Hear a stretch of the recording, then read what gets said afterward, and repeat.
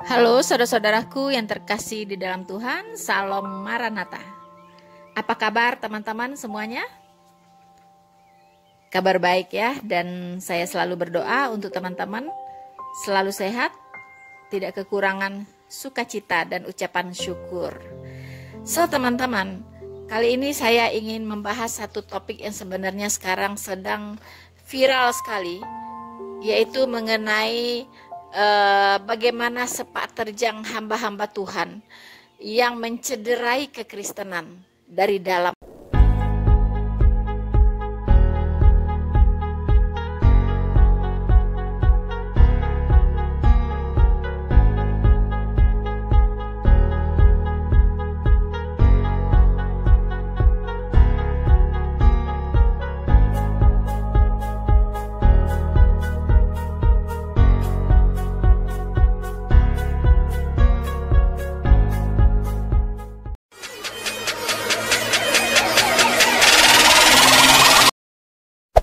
Hey there.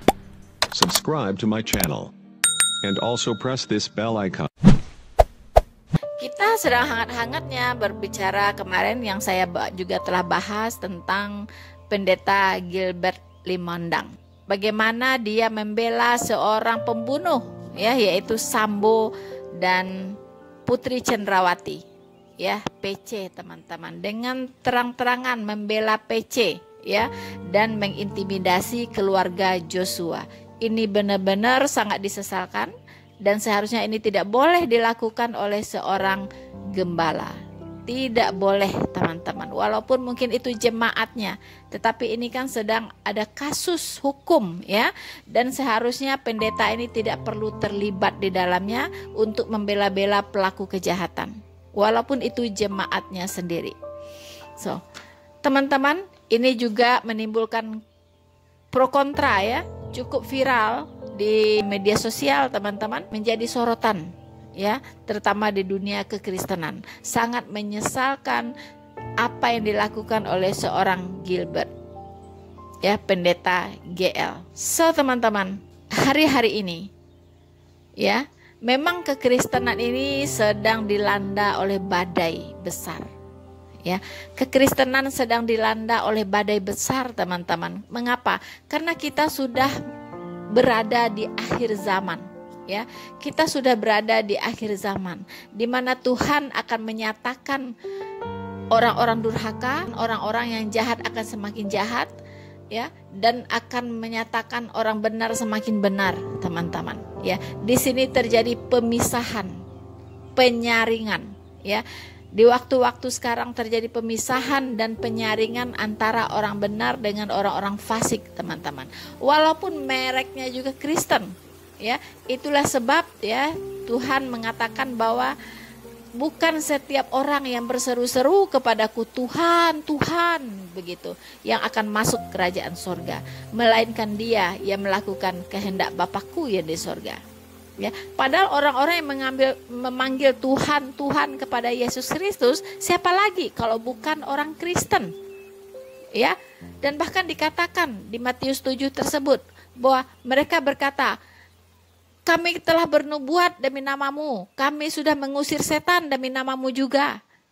Ya, tapi apa yang Tuhan Yesus katakan? Enyahlah, ya, aku tidak mengenal engkau, kamu sekalian pembuat kejahatan. Nah ini teman-teman, ini sedang digenapi. Begitu banyak kejadian. Baru-baru ini kita juga melihat sendiri ya, bagaimana seorang pendeta melakukan pembunuhan, teman-teman. Ya, melakukan pembunuhan. Kita ingat namanya pendeta Rudolf Tobing. Konon itu adalah junior dari pendeta Gilbert ya, Limondang, teman-teman. Saya dengar itu adalah juniornya. Ada apa dengan orang-orang ini? Ya, ada apa dengan mereka? Seorang pendeta Rudolf Tobing, ya, setelah membunuh rekannya sendiri yang juga adalah jemaatnya katanya, ya, yang bernama Ade Yunia Rizabani dari Toraja. Begitu mudahnya melenyapkan nyawa orang, ya, dan itu jemaatnya sendiri.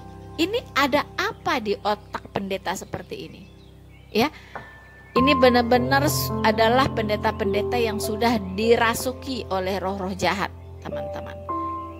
Nah, setelah membunuh rekannya ini, kemudian dibungkus dengan plastik, dimasukkan ke kereta dorong, masuk lift, semua terekam oleh CCTV dan masih cengar-cengir, teman-teman. Ya, seperti orang tak berdosa, ya, sambil mendorong mayat, ya, yaitu seorang wanita yang sudah dia bunuh. Masih cengar-cengir, senyum-senyum seperti orang tidak berdosa sama sekali. Saya sampai geleng-geleng kepala, teman-teman. Kok ada gitu ya. Yang disebut pendeta ada seperti itu begitu. Benar-benar ini mengagetkan, tapi itulah yang terjadi, teman-teman. Ya. Bahkan bukan hanya itu, kita juga pernah mendengar pendeta-pendeta cabul, teman-teman. Ya, pendeta-pendeta cabul. Ya, kita masih ingat terjadi di Medan. Ya, dia seorang pendeta dan dia juga adalah kepala sekolah SD, teman-teman, sekolah dasar, mencabuli 6 muridnya. Bayangkan, ya. Namanya Benyamin Sitepu, ya. Benyamin Sitepu ini seorang pendeta, teman-teman. Ya, dia dari gereja GBI, Gereja Bethel Indonesia, ya, Medan, teman-teman. Bayangkan melecehkan 6 siswi. Ya.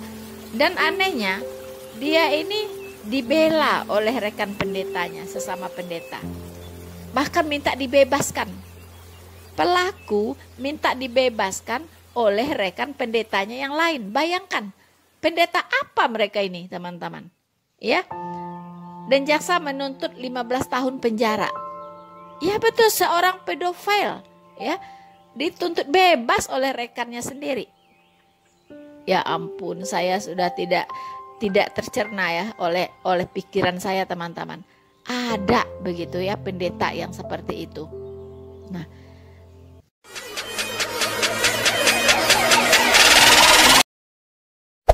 hey there. Subscribe to my channel. And also press this bell icon.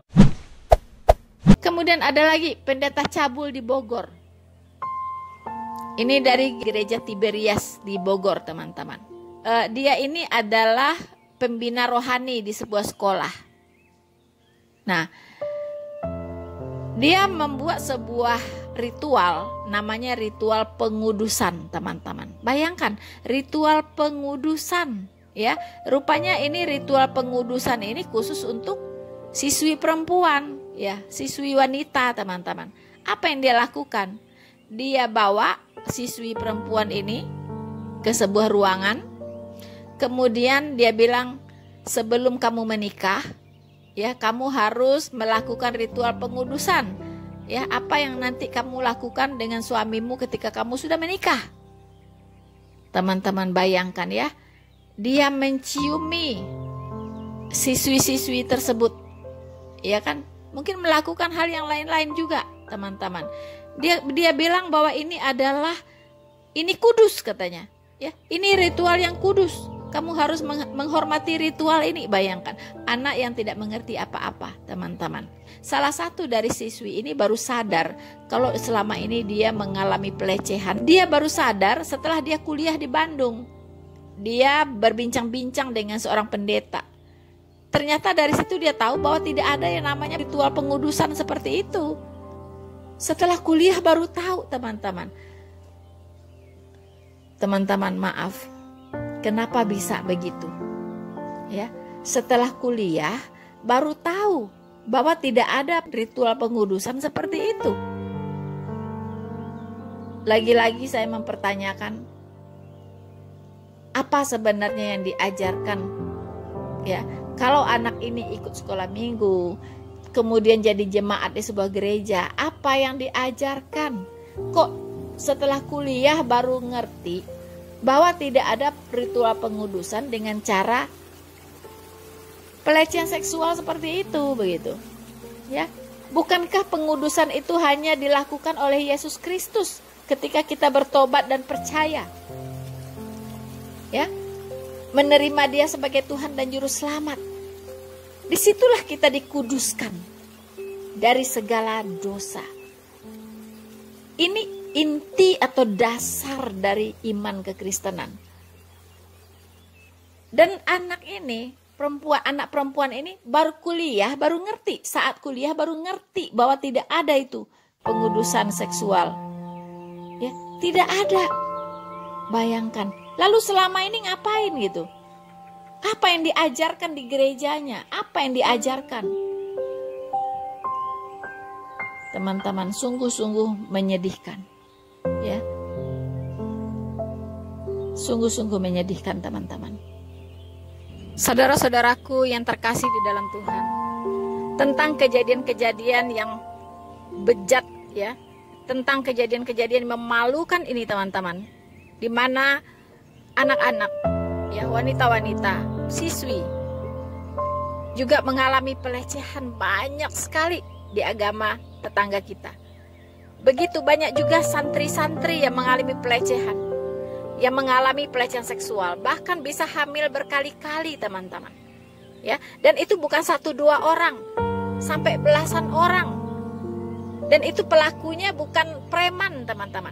Ya, bukan orang nggak jelas, tetapi pelakunya juga adalah guru ngaji, guru-guru di pesantren, bahkan petinggi-petinggi di pesantren itu. Bayangkan, teman-teman. Jadi ini terjadi di semua agama mungkin. Saya tidak terlalu memperhatikan kalau di agama lain, ya. Yang menjadi perhatian saya yaitu di Islam dan di Kristen. Sama-sama terjadi, teman-teman, ya. Di mana orang-orang yang berkedok agama memiliki moral yang sangat bejat, layaknya seperti hewan, teman-teman, ya. Hanya hewan yang melakukan seksual sembarangan, ya, dengan semua siapa saja begitu. Dan kalau melakukan pelecehan seksual terhadap anak-anak, itu pedofil, teman-teman, ya. Itu semacam penyakit jiwa, kelainan jiwa. Ini terjadi baik pada ustadz, guru ngaji, petinggi pesantren, para pendeta, para gembala melakukan hal yang sama, teman-teman. Anda tahu mengapa bisa demikian? Tujuan si iblis adalah ingin mengatakan, sudahlah, semua agama itu sama. Semua agama itu sama. Orang jahat juga banyak di Kristen. Ya, orang jahat juga banyak di Islam. Ya, orang baik juga ada di Kristen, orang baik juga ada di Islam. Sama sajalah, semua agama itu tidak perlu fanatik-fanatik. Jangan merasa kita paling benar. Sama saja, mau beragama apa juga, sama saja. Begitu, teman-teman. Jadi tujuannya adalah ingin membangun sebuah opini bahwa tidak perlu mencari-cari kebenaran, mana yang benar, mana agama yang paling benar. Tidak perlu. Toh orang jahat juga ada di situ. Orang bejat, biadab juga ada di situ. Dan itu malah pendeta, gembala. Ya kan? Itu tujuan si iblis, teman-teman. Bagaimana menurut teman-teman?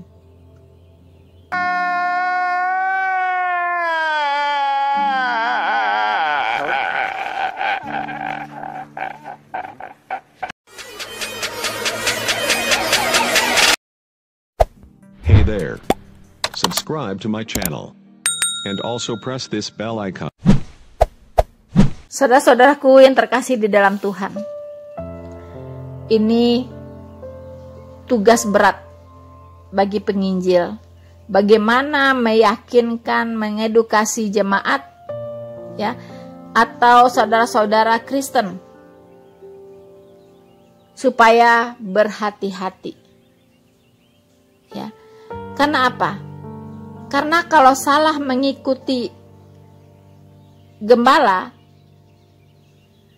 ujungnya maut, teman-teman. Ya, ujungnya maut. Karena apa? Karena gembala ini bertanggung jawab untuk mengembalakan domba-dombanya atau jemaatnya. Apa yang diajarkan itulah yang dipercayai oleh jemaatnya. Apa yang diajarkan itu pula yang diimani oleh jemaatnya. Ya, sementara Alkitab sudah mengingatkan kita bahwa di zaman-zaman akhir akan muncul banyak penyesat-penyesat dan akan membawa ajaran-ajaran yang menyesatkan. Nah, hati-hati ya. Nah, kita lihat teman-teman, Alkitab itu sudah menggariskan. Kita sebagai orang Kristen harus tahu gembala seperti apa sih yang harus kita ikuti. Ya, gembala seperti apa? Ya, yang Tuhan mau itu seperti apa gitu. Ya, tentu ada teman-teman syarat-syarat untuk menjadi seorang gembala, itu Alkitab sudah menggariskan. Anda setelah tahu ini uji, ya silahkan diuji apakah gembala Anda memenuhi kriteria yang sudah ditetapkan oleh Allah ini, oleh Tuhan ini, atau oleh Alkitab ini. Kira-kira kriterianya memenuhi tidak? Hanya Anda yang tahu. Ya, untuk itu kita akan melihat kriteria seorang gembala yang ditetapkan ya dengan firman Tuhan di Alkitab. Teman-teman, ya. Kita akan membaca 1 Timotius 3 ayat 1 sampai 5. Perikopnya berjudul syarat-syarat bagi penilik jemaat. Penilik jemaat itu kata lainnya adalah pendeta atau gembala. Ya, tapi istilah yang alkitabiahnya adalah penilik jemaat, teman-teman. Saya akan bacakan untuk kita semua. Benarlah perkataan ini. Orang yang menghendaki jabatan penilik jemaat menginginkan pekerjaan yang indah. Wow, ternyata pekerjaan yang indah itu adalah menjadi pendeta, teman-teman. Ya, menjadi pendeta itu adalah pekerjaan yang indah di mata Tuhan. Jabatan yang indah ya di mata Tuhan itu adalah penilik jemaat. Ya, bukan yang lain tidak indah, bukan berarti pengacara tidak indah, ya, dokter tidak indah, ya. Tetapi dalam konteks rohani, teman-teman, itu jabatan penilik jemaat ini adalah pekerjaan yang indah. Saya akan bacakan untuk kita semua. Benarlah perkataan ini, orang yang menghendaki jabatan penilik jemaat menginginkan pekerjaan yang indah. Karena itu, penilik jemaat haruslah seorang yang tak bercacat. Ya, tak bercacat, suami dari satu istri. Wow, tak bercacat artinya dia punya kepribadian yang bagus, teman-teman. Bukan berarti dia tak boleh cacat tubuh ya. Mungkin matanya cuma satu, atau dia misalnya tangannya cuma satu, atau kakinya cuma satu. Bukan cacat fisik yang dimaksud, tetapi adalah dia tidak bercacat secara mental dan secara rohani, teman-teman ya. Kemudian dia adalah suami dari satu istri. Wow, ternyata orang yang berpoligami tidak memenuhi syarat untuk menjadi seorang penilik jemaat atau gembala. Dia haruslah suami dari satu istri saja, bukan dari 4 istri atau lebih, ya. Bukan dari 2 istri, 3 istri, 4 istri. Tidak, teman-teman. Tapi harus suami dari satu istri. Artinya orang yang berpoligami tidak layak menjadi pendeta. Kemudian dapat menahan diri. Artinya dia tidak emosian orangnya, teman-teman, ya. Dia bisa menahan diri. Kemudian dia bijaksana, sopan, suka memberi tumpangan, kemudian cakap mengajar orang. Wow, dia ini mengajar orang, teman-teman, ya. Jadi hati-hati ya, jangan sampai Anda diajar oleh orang yang salah, ya, oleh pendeta yang salah, gembala yang salah, ya. Cakap mengajar orang, bukan peminum, ya. Artinya dia bukan pemabok, teman-teman, ya. Dia bukan peminum alkohol, bukan, ya. Bukan peminum. Kalau minum air putih boleh, teman-teman. Harus banyak-banyak minum air putih, ya, supaya waktu khotbah lancar gitu kan. Tapi tidak boleh minum minuman keras, ya. Artinya bukan peminum di sini, pemabok, ya. Bukan pemabok, ya. Bukan peminum, bukan pemarah. Ya, wow, kalau ada pendeta berantem ya teman-teman ya, jotos-jotosan ya, itu tidak layak jadi pendeta ya. Dia bukan pemarah. melainkan peramah. Kemudian dia pendamai. Pendamai teman-teman, bukan orang yang suka mencari masalah, bukan troublemaker ya, tapi adalah pendamai. Kemudian bukan hamba uang, catat ya, bukan hamba uang ya. Jadi kalau ada pendeta mikirnya cuman uang, perpuluhan terus khotbahnya teman-teman, ya kan? Kemudian kantong persembahannya berlapis-lapis, ya, berputar-putar terus berapa kali dalam satu kali ibadah, begitu ya. Itu Anda waspadai teman-teman, ya. Karena seorang gembala bukan hamba uang, ya. Kalau di gereja saya teman-teman, ya, memang di Alkitab tidak diatur secara spesifik tentang perpuluhan di Perjanjian Baru. Tetapi gembala saya mengambil satu analogi, ya, yaitu 11 suku Israel, ya kan, yang memberikan persembahan. Kemudian yang satunya dibebaskan, yaitu suku Lewi, karena dia melayani, ya. Jadi gembala saya hanya mengambil 11 amplop, walaupun jemaatnya ribuan, ya, walaupun jemaatnya ratusan, ribuan, tetapi amplopnya cuma diambil 11 teman-teman, ya. Sisanya adalah untuk kepentingan jemaat, untuk perkembangan jemaat, bikin lagi jemaat di mana-mana teman-teman, ya, untuk penginjilan, ya, untuk pelayanan, untuk membangun sekolah teologi di mana-mana, ya, membangun jemaat baru di mana-mana teman-teman, ya. Itu penginjil-penginjil disupport, ya, dengan uang-uang ini, ya teman-teman. Itu kalau di gereja saya. Nah, kemudian teman-teman, dia juga adalah seorang kepala keluarga yang baik. Wow, dia harus seorang kepala keluarga yang baik, ya.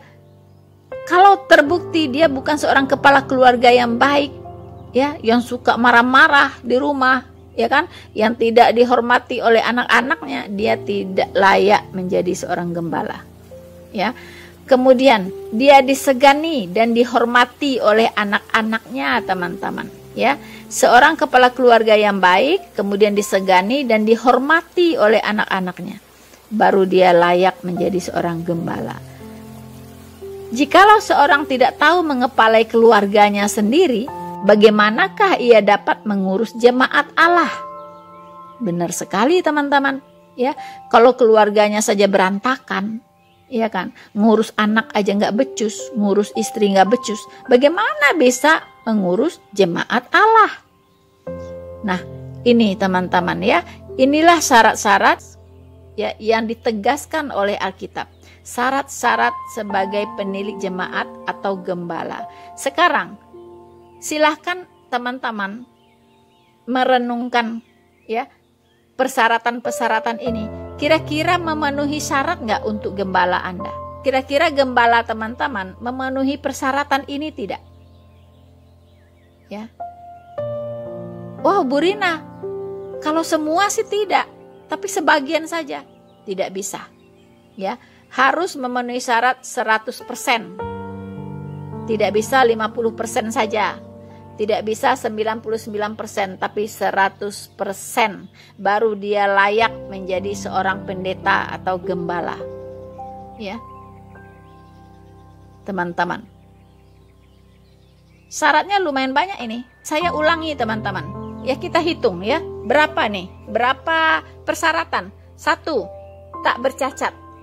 Sekali lagi saya katakan tak bercacat, bukan arti bercacat jasmani, ya, tetapi tidak bercacat secara mental dan rohani, ya.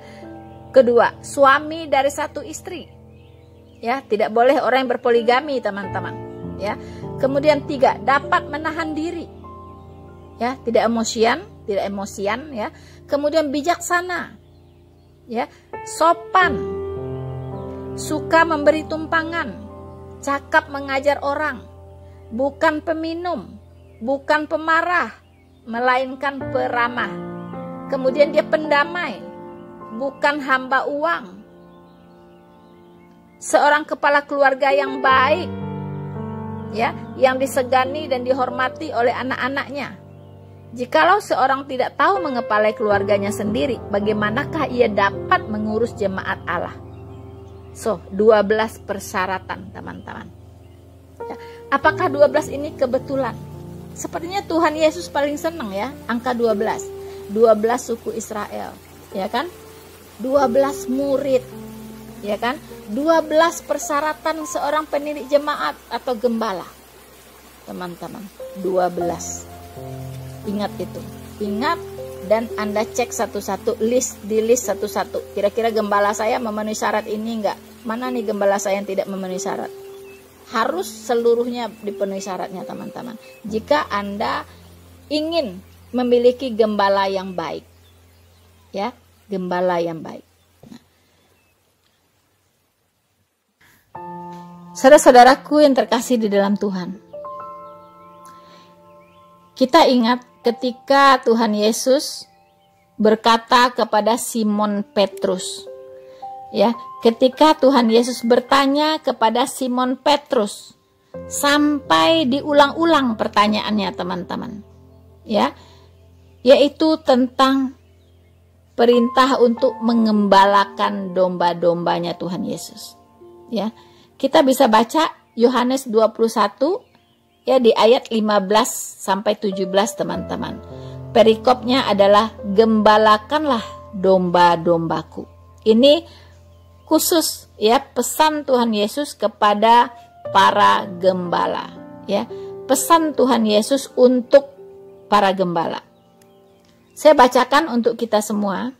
Sesudah sarapan, Yesus berkata kepada Simon Petrus, "Simon anak Yohanes, apakah engkau mengasihi aku lebih daripada mereka ini?" Jawab Petrus kepadanya, "Benar Tuhan, engkau tahu bahwa aku mengasihi engkau." Kata Yesus kepadanya, "Gembalakanlah domba-dombaku." Kata Yesus pula kepadanya untuk kedua kalinya, "Simon anak Yohanes, apakah engkau mengasihi aku?" Jawab Petrus kepadanya, "Benar Tuhan, engkau tahu bahwa aku mengasihi engkau." Kata Yesus kepadanya, "Gembalakanlah domba-dombaku." Kata Yesus kepadanya untuk ketiga kalinya, "Simon anak Yohanes, apakah engkau mengasihi aku?" Maka sedih hati Petrus karena Yesus berkata untuk ketiga kalinya, "Apakah engkau mengasihi aku?" Dan ia berkata kepadanya, "Tuhan, engkau tahu segala sesuatu. Engkau tahu bahwa aku mengasihi engkau." Kata Yesus kepadanya, "Gembalakanlah domba-dombaku."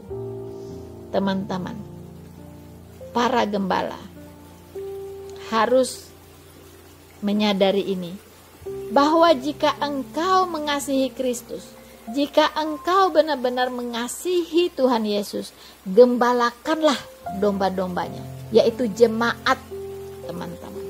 Ya, gembalakanlah jemaat Anda. Ya, jangan jadikan jemaat Anda untuk sumber dari penghasilan Anda, sumber keserakahan Anda, sumber dari untuk Anda memperkaya diri. Tapi gembalakanlah domba-dombanya.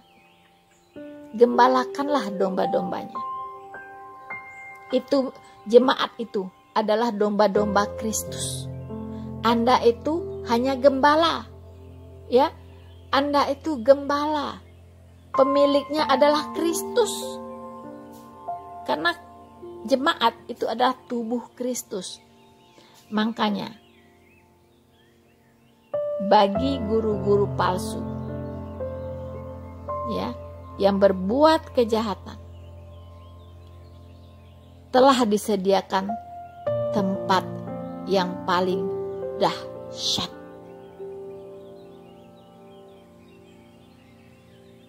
So teman-teman, saya kira ini dulu yang bisa saya sampaikan. Terlebih dan terkurang, saya minta maaf. Kalau ada yang tidak enak didengar, mungkin Anda seorang gembala, mungkin Anda seorang pendeta, saya minta maaf. Tapi inilah yang harus saya sampaikan, kebenaran harus saya sampaikan. Karena aku tidak bisa berbuat apa-apa melawan kebenaran. Yang bisa aku perbuat adalah untuk kebenaran. Bersama saya, Noverina Solihin, Tuhan Yesus memberkati kita semua. Maranatha.